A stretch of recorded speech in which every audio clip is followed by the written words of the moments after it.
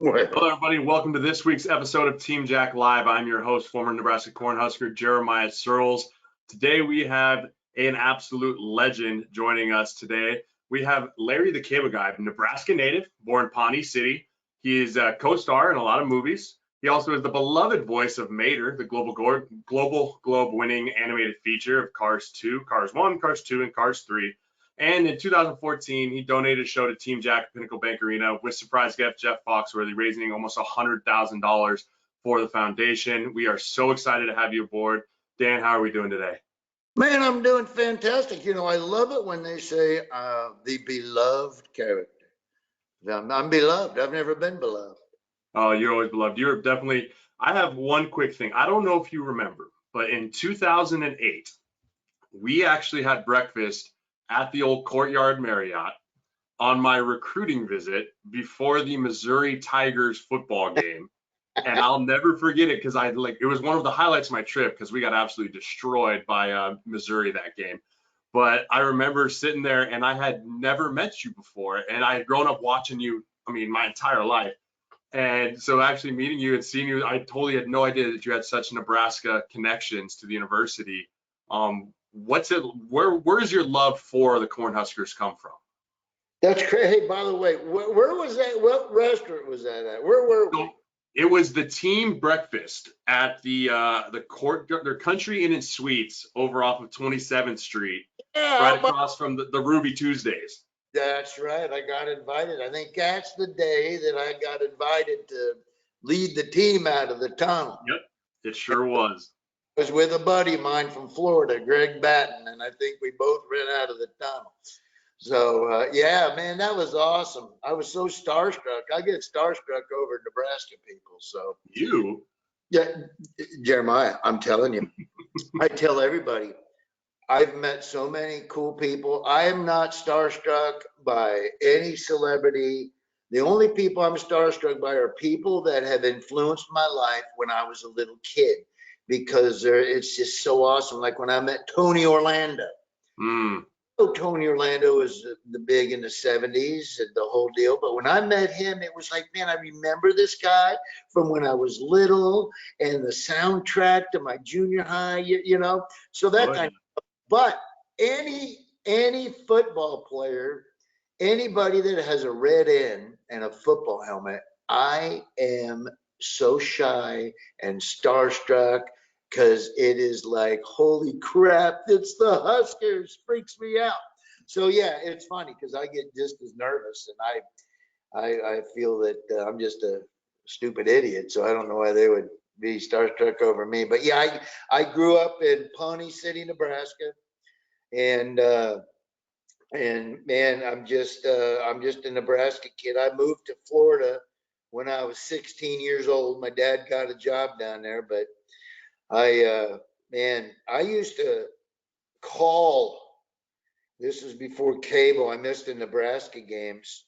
So as soon as I started doing stand-up, I used to call the Funny Bone in Omaha, and she would put the phone by the radio. No way. So I could hear Lyle Bremser call the games. But yeah, I used to listen. You could cast Colleen from the Funny Bone. I used to call that. Was Bremser might have not been there. But anyway, I used to call the comedy club every Saturday. And that's what I did on Saturday afternoons. I would listen to the Nebraska game if it wasn't televised through the comedy club phone. Dude, that's support. That epitomizes Husker Nation, though, right? Find a way, any way they can to support the Huskers. Oh, You're yeah. all about that. Well, Dan, you've been super involved in Team Jack really since the beginning, from what I've understand. You're always willing to help any way you can. Almost every year you do the interviews for the Jack Radiothon. Even coming to the side of the Radiothon, which is awesome. Again, you had that show in 2014. And in addition, your foundation, it continues to help veterans and children's all over the place and helping Team Jack spread awareness for this horrible disease. So before we get rolling here into the actual interview, I just want to say on behalf of all of Team Jack, thank you so much. And thank you so much for all that you've done and you continue to do for this great cause. Well, I appreciate it. I mean, thanks goes to a lot of people. I mean, if it wasn't for fans that like my stuff, obviously I wouldn't be able to afford or start a foundation. So it's just the fact that people buy my merchandise and came to my shows, and I give God the credit for everything in my life, because if it wasn't for him, none of this would be going on either. He allows it to happen to me, and I'm happy that he allows it to happen to me.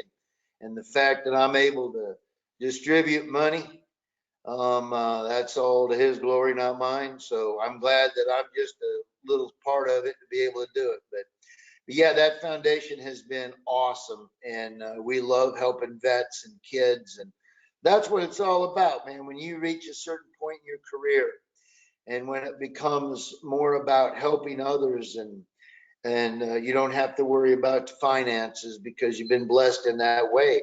It's just great when it becomes about helping other people at a certain point. Man, that's so awesome, and I'm glad I'm in a position to be able to do it.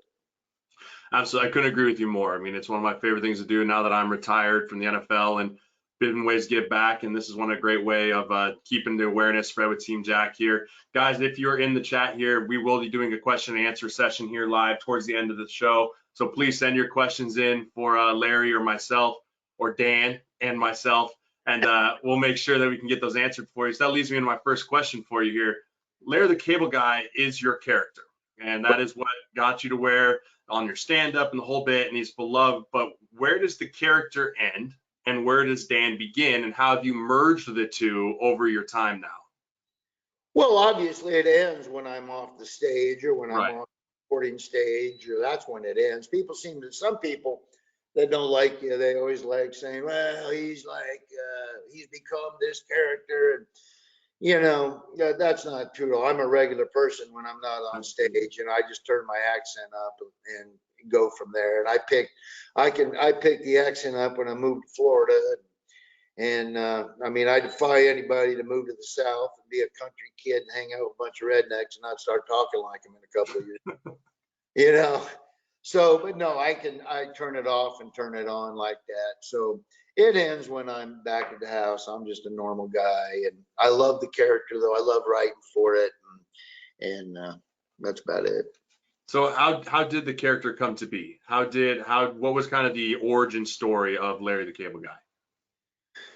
Well, I was just, as a comic, we're looking for funny things to do, and I love doing characters and ad lib and stuff. And it was just one of the characters that was created. And I had a friend of mine that had a morning show over in Tampa, thought it was funny, said he needed characters. So I started calling his morning show as the character. And it just started building. It started getting popular. We started selling T-shirts and merchandise. And then I syndicated myself into other stations. And then a buddy of mine, I never intended it to be on stage. It was just a character that I did on radio. But a buddy of mine billed me as Dan Whitney, AKA Larry the Cable Guy, at McCurdy Club in Sarasota, Florida. And we sold out 2 shows in 20 minutes. Oh, and wow. I go on stage and they're yelling out my bits and get her done. And I'm like, well, I didn't really have an act for it other than the radio. But every time I dip down into the character, I do one of my jokes as the character. I get done, I'm signing autographs and taking pictures. And my buddy Les said, have you ever thought about doing that on stage? And I said, no, not really. He goes, can you? I said, well, yeah, I talk like a redneck all day long. So I went and changed. I said, well, if I'm going to do that, I'm just going to be comfortable. So I put on my lace-up ropers, and I had double H ropers and a pair of blue jeans and a cut-off Nebraska T-shirt and a NASCAR hat. And I went on stage the second show for the first time, and it flipping killed. So a light bulb went off and said, man, if I can get a lot of radio stations and promote this, I can sell out some comedy clubs. And then it was just from there on, it just snowballed.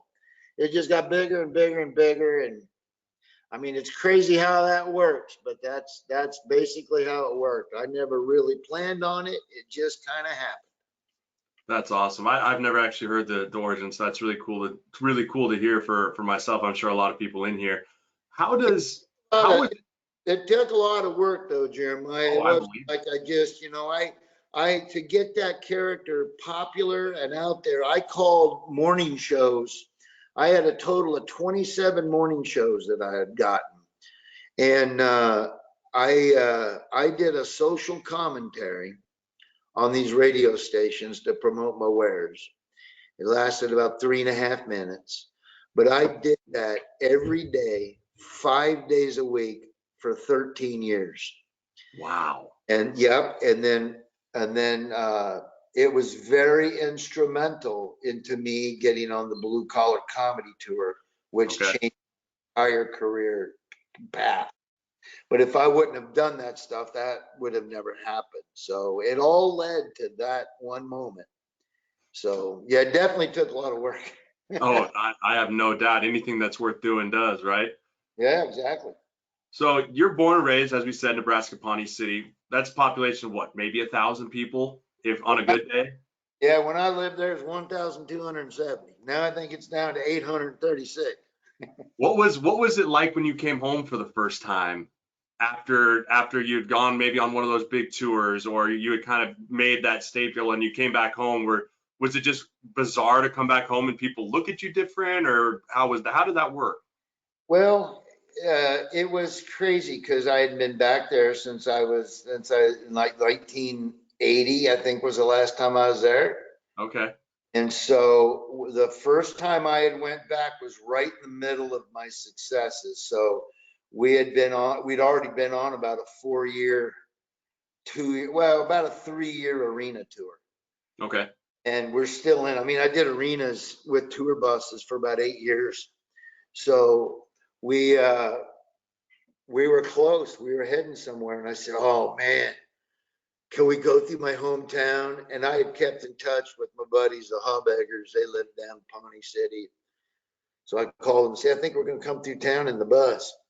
So we had a tour bus. And sure enough, we went driving through Pawnee City and stopped the tour buses and had lunch there. And, showing everybody around. It's just crazy when you go back, everything looks so much smaller, so much different than when you were growing up there. But I love that town, man. That town's awesome. And I had a lot of great memories there. I lived next to the cattle barn, next to the sale barn. Okay. And it was torn down now, and there's a bunch of, and our house was gone. It was all a field. So that kind of stunk. Nothing's left from when I was a kid, really, that I remember. But it's just always fun going back to Pawnee City. Absolutely. So beginning of April here, you released your first solo special in over a decade. Larry the Cable Guy Remains Seated. What was some of the motivation of going back and doing another special and getting back out there? Well, I just, I had the material. I didn't really plan on doing another special, but they called me up and asked me if I'd be interested in doing it. So I hadn't done one since Tailgate Party at the stadium in 2009. Released in 2010 on Comedy Central. So I had just done a Netflix special with Jeff a year and a half ago, and that was 30 minutes of material. So I just looked at my notes. I threw out the 30 minutes from that Netflix special, and I'm like, well, I got about 40 minutes here that nobody's heard. So I have a year and a half to do it. I think I can come up with 20 minutes in a year and a half. So that's what I did. I just, every time I'd go out on the road, I'd throw in some new jokes and try to get some new stuff. So that was basically it. They asked me if I wanted to do it. I looked to see if I had the time, and I had the minutes. So that's what I did. I don't know. I mean, I don't know if I want to do another one. I mean, so like I told my wife, I don't know how many more Walmart jokes I can write, but evidently I found 7 more minutes. So that's good. I guess this is kind of a personal question for me. Is I'm a big planner, right? Being an offensive lineman, I love to prep and understand like the prep it takes for like a game plan. But what does a prep look like for an hour-long comedy special? I mean, how much time does that actually take to put together a full material like that? Well, I had the 40 minutes that I was already doing. So you just have to, just go on stage and do it. I only do about 25 or 30 dates a year. So I had to go up to the Funny Bone in Omaha a bunch of times and take note cards and just throw stuff out, see what hit the wall and stuck. And then you put that in your act and you go out and you work it in. So it definitely takes some prep work. You got to you know, a comedy acts like a baseball lineup. You know, you got certain jokes that you have in certain positions. Some jokes get bigger laughs when they're later on in the lineup, and some that are in the middle of the lineup. So you just kind of work it out like that. Comedy, a lot of people don't know what kind of a science goes into comedy, but it's a definite science. You know, there's jokes that you have no clue why a certain action you do gets a bigger laugh than a different action. I remember Seinfeld said one time that he used to gesture with his right hand when he did this one joke. One day he gestured with his left hand and it didn't get the same laugh. And then they went back to his right hand and it got bigger laughs. So who knows? It's a comedy is a choreographed dance of timing. So That's interesting. Before we move on here, we do have a question from the audience. It said, did Pawnee City ever win the, and I'm probably gonna say this wrong, the Mudcas tournament while you were in school? Mudcas? MUDECAS tournament? Good old Beatrice Auditorium? not when I was there, we never did. Mudcast? No. But what is that? Mudcast? I've never heard of that. I haven't either. All right, well, we'll move on then. All So- I know is we didn't win it when I was there, because I don't know what it is. So, as you said, it's a science, and I'm sure you guys. I know what a mud bog is. I don't know what a mud cast is. Yeah, no idea. You're speaking different language to me. For comedians, you talked about the act and everything and how much goes into it. Who were some people that, as you were growing up, were inspiration for you, or guys that helped mentor you and get you to where you wanted to be, or guys you could lean on when things were hard or struggling to come up with some stuff? Well, Jeff Foxworthy's always been like a brother to me. I learned a lot from Jeff, and so Jeff's a guy that I go to a lot. You know, he's a good dude, good Christian guy. He's got a good family. So Jeff is one of those guys that I always constantly would go to for advice, and he always gave great advice. So he's probably the one person in comedy that I would look at. Yeah. All right, gotta ask it. We got a couple of people asking, do you have a most embarrassing moment on stage? Yeah, I do. I was doing a show in Idaho, and we were just on the road forever. We had 10 days off. I just wanted a break from it, and I never went over any jokes. I never went over my act. I didn't do anything with comedy. I said, well, the day of the show that morning, I'll go over some stuff and go over my act a couple of times. Well, I didn't do it in the morning. Then we flew there and we got to playing poker on the plane. And when we get out, and I said, well, I still got time. I mean, I'll go over my act there, you know. So I went there. We had 4 hours before the show started. I said, I'll go over my act. Well, just about ready to go over my act. A buddy of mine I went to college with came walking in with his family. So I visited with him for about 3.5 hours. I went, did my meet and greet, came back, talking some more. And then all of a sudden, my tour manager came in and said, dude, you're 2 minutes. He's off in like 2 minutes. I said, okay. So I literally went on stage. I hadn't gone over anything, but I've been doing it forever. Right. And 20 minutes in, I forgot a joke. And my act is all one-liners that tie together like a chain. This into this joke. It's like you listen to a George Strait's greatest hits. You got 50 songs on there, the number ones. Well, you listen to it over and over again. You know what song's coming on before the other one ends. But if you throw a different song in, you forget what you don't know what comes after it because you've changed the link. Well, that's what happened. I forgot a joke, so I forgot that link. So I don't know what link. And 20 minutes in, I go blank, and I literally start to have a panic attack. I can feel, because I'm real quick. So even 5 seconds of silence to me is like, oh man.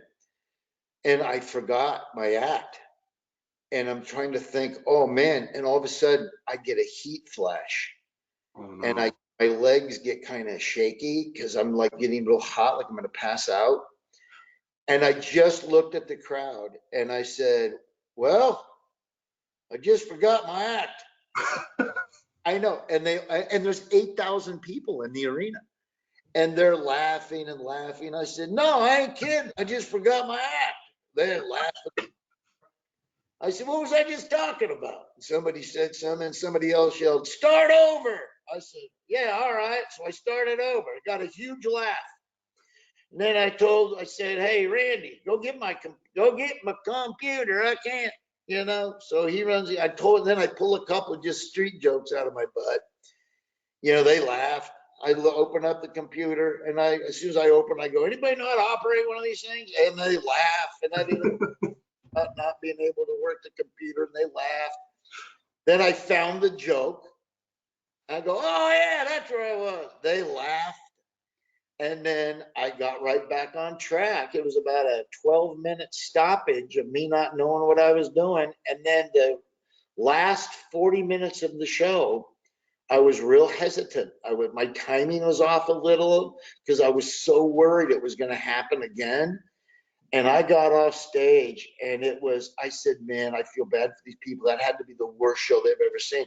And it was literally probably one of the best shows I've ever done because they had no idea. Right. They didn't know. They were still laughing. So they had no idea. But to me, it was like, oh, this is a disaster. So that was pretty embarrassing. That is, I have like nightmares about that for like football. Like I'd go out to go to a football game and like I'd be dressed in my jeans or something like that. And you're just getting that panic look on your face. That's terrible. So let's talk a little bit about what your foundation and the inspiration behind your foundation. So I know you touched on it a little bit about how you reached this point in your career that you want to make sure you can give back to veterans and kids especially. But what was really the driving factor in starting in that foundation? What was the initial vision for it? Well, my little boy had hip dysplasia. Nobody really knew much about it. You went on the internet, there's different things, different doctors told you different things. We had a doctor in Omaha refer us to a doctor in Orlando who was supposed to be the best. And we just got to talking to him, and he said, man, if all pediatricians could get on the same page, they could knock out hip dysplasia. They know how to do it, but you just got to get everybody set in their ways. So we initially gave him money to go to Mexico to treat poor kids with bad hips so he could work on his it was basically just a couple of changes to the way you swaddle kids and looking for signs of the hip better. Anyway, to make a long story short, it was working what he was doing. They told my kid that he'd probably either have to have surgery in his 40s or 50s, or we could work on him now when he's a baby. So we didn't want to accept that. There had to be something else. So we got with that doctor, and man, his harness, the Pavlik harness, he did an adjustment to the Pavlik harness, and my kid was in it for a little while, and his hip literally went from here to here. Wow. Completely cured. So we let all the pediatricians across the United States and the rest of the world know about it, and we gave a $5 million donation to the Arnold Palmer Children's Hospital. They built an entire floor dedicated to hip dysplasia. It's called the Wyatt Whitney International Hip Dysplasia Institute, and it's one of the world leading places now for hip dysplasia. We're really proud of it, but that's what started it. And then we figured since we had a foundation, we should branch into other things. So that's when we branched into, I'm a big supporter of the troops. I think they're treated like crap. So we wanted to do stuff for soldiers coming back with like head trauma and things like that. So that's when we teamed up with Madonna and they got their donation, and the Child Advocacy Center for Kids. I started out with Florida because Florida was good to me. Arnold Palmer is a great place, but now that I live in Nebraska, we try to do a lot more local. Most of the stuff is all for local places, but we still do charities all over the United States. Every year we'll pick one main donation. Last 2 years it's been Bryan Health in the NICU for babies, and then they'll get the majority, but then we'll give little donations to other places because a lot of these places get a lot of money. But there's a lot of people that can change lives with $1,500, so you you disperse that money around as well. So it's been a really good thing for everybody. That's awesome. All right, we're gonna get to some audience questions here, Dan. And one quick one is, what you been doing? How you been spending in quarantine? Are you a guy that likes to get out and about? Or are you enjoying the home life right now? You know what? Like I said, only toured 25, 30 dates a year. My wife's a homebody. We've always homeschooled our kids, so we didn't have to worry about that. Nothing's really changed other than there's no sports on TV, and I'm not going to do any shows, but we never really leave the property anyway. So not a lot has really changed. I got a good piece of land out here, and I got a fishing pond and a shooting gallery, and so there's plenty to do. So I think it stinks for people that aren't in situations that don't have farms or don't have a piece of land. And, this whole thing stinks. I hope it gets over quick. I feel bad for the people that have lost jobs. And, we need cooler heads. For people that say we need to shut down the country for 18 months. I think they're forgetting about the 40 million people that might be at work because of it. But we need to be smart about it. I get it. I get there's a disease. I get it. There's a virus. But we need to, at some point, we as Americans need to buck up.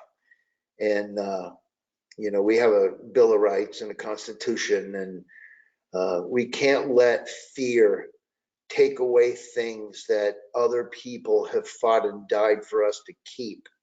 I think that's wrong. I think it's a punch to the gut of people that have sacrificed everything so that we can have the life that we lead. And I mean, I didn't want to get into all this, but so we need to do something. We need to get back out there. We need to get our country running. Can't turn off the engines to the economy. We got to keep it going. So anyway, with that said, nothing's really changed. I still go up the golf course and walk 18 holes to try to stay in shape. Look at you. I think the whole, huh? Said, look at you go. I ain't walking 18 holes. Man, I'm I walking. went out and chased turkeys this morning. That was enough. My boy's down here right now. He was turkey hunting this morning. I think he's down there now. I'm not having any luck. Are you guys having any luck out there? Not yet. So far, we've struck it on coyotes and turkeys, but we got 180 acres, so at some point we're going to have something crop up. But there you go. The point to that other thing is, look, some people during a quarantine have it better than others. And I love Nebraska and I love the people here. And I just feel bad that people are being displaced and out of work because of this, and just sucks. So hopefully we'll get back to normal here soon. Yeah, I couldn't agree with you more. I think that you nailed it. I love following your Twitter threads on there. I think they're very informative, and I mean, you're hitting people with facts, and people sometimes don't appreciate getting hit with facts. So we're gonna switch it real quick here. It says, what kind of student were you in high school? Were you ever sent to detention, or were you a good student going through high school? Hey, let's go back to facts. You know what, I was funny. I always was joking around. I loved school. I think school's fun, but I wasn't the best student, probably a C- student. I was good at things that I wanted to do. I was good at things that I enjoyed. I was bad at things I didn't enjoy. I think about like any kid, but some people can still do good in things they're bad in if they just try. I'm one of those guys that the teacher always wrote on the report card, it does just enough to get by. So that's how I was in school. I love it. Before we let you go here, we got to talk a little Husker football. What are some expectations for you? I mean, I know you're a big football fan. You're a lot of the games. Year 3, Scott Frost, what are we thinking? I'm hoping we play football. That's year 3, I mean, if we don't, year 4 is not going to happen. Year 3 won't happen until next February. And then year 4 is going to happen in August. So, I mean, let's just hope that we get to play. But if back to normal, talking back to normal, if we do, I would say Scott Frost is doing a fantastic job. I think he's a great recruiter. I don't know, Jeremiah, I'm not in depth in the football program. I know a lot of people there. Obviously, I golf with Scott and I like Matt. But all those years, I'm just like any booster. I want to do good. I want us to play well. I liked Bo. I thought Bo was I really liked Bo. I mean, I still text Bo, but I'll be honest with you, Bo was his own worst enemy at times with the media. I mean, if we want to be, I think if I was Bo, I think Bo was cut out to be a defensive coordinator. I really do. I think he was. I mean, I didn't play for him, obviously. I think he was. I think because he's the best at being. I mean, if you're the best defensive coordinator in the country, why would you want the pressure of being a head coach when you can still get paid awesome money, have a great life, and just worry about your defense? Why put up with all the BS of the media coming at you for play calls? I don't know why anybody would want to do that. But I think he was his own worst enemy. And then I think that there was a lot of dumb hires. And I don't think people in the know, I see people go on the internet and running their mouth. And you actually know what happened in a certain circumstance. And then these people are shooting their mouth off about something they completely have no idea about. So I don't think a lot of people really understood what sad shape that the athletic department was in, not just football, but other positions. And it wasn't because we had bad management of our athletics. So most of the people I would say that were the management of the bad management are gone. And now we have some good management. So I think Scott, given time and with his recruits, and the kids love him. They loved him at UCF. His kids loved him. I think given time, let the kids and coach do their thing. And I think you're going to see a Nebraska football team that's back to being Nebraska football. I really do. So nobody's jumping off that ship. I think Scott Frost, if he wants to be here 30 years, he can be here 30 years. I think he's that good. I completely agree with you. I think this year's going to be a tough schedule with no spring. I think that people underestimate how much jump teams make during the springtime, especially with a young team like we're going to have going in. But we have a meat grinder of a schedule the next year. But I mean, the great thing about Nebraska is everyone's going to show up, everyone's going to be supportive, and I think if there's anyone that can do it, Scott's definitely going to be the guy there. So everything going back to normal, Larry. You're going to make the games next year like always? Yeah, I sure am. I make every home game. I'm always there. If I miss one, it's not because I don't want. It's because I can't get out of something. But as far as I know right now, I'm at every home game, and I always will be. Well, we'll have to run into each other some point in time over here the next time we get together at Memorial Stadium, or some other time we'll go chase tree creases or something. Are you a big golfer? I try. I more chase the balls than I do actually golf, but I like to go out and have a good time. Well, if you ever want to golf, you let me know. I'll take you out and we'll hit some balls around. Oh, absolutely will do. We want to thank you so much for joining us on Team Jack Live. It's a huge support to help the foundation. Again, you've been such a supporter for it. We can't thank you enough, and we'll get caught up soon. Thank you so much, Dan. Sounds good, Jim. I appreciate it. And go Big Red. God bless America, and get her done. Absolutely. Thank you so much. All right, guys, before we end next week, something fun. For the next 30 minutes, anyone who makes a donation to the Team Jack charity will receive a Larry the Cable Guy t-shirt in any amount in the next 30 minutes. Go to teamjack.org, teamjackfoundation.org/live to make a donation. Next week, May 7th, 1 p.m., we will have Husker Heisman, Eric Crouch. He's going to join us next week, talk a lot about what he can do, what he's been involved in this foundation. And don't forget to register for next week's event. Anything else before we end today, Dan? Yeah, good luck following this, Crouch. Good. You're a legend yourself. I'm honored to be able to take a guest again. I grew up watching you. My family grew up watching you, and you were an impact on my life growing up. And this is kind of a little bit of a dream come true for myself as well. So I appreciate you. Man, that's awesome, Jeremiah. Thank you so much. I appreciate all that you do for Team Jack as well. Thank you. Awesome so much, guys. Thank you so much for joining us. I'm your host, Jeremiah Sirles, and I will see you guys back here Thursday at 1 p.m. for the next episode of Team Jack Live. Have a good one. Get her done. Awesome, Jeremiah.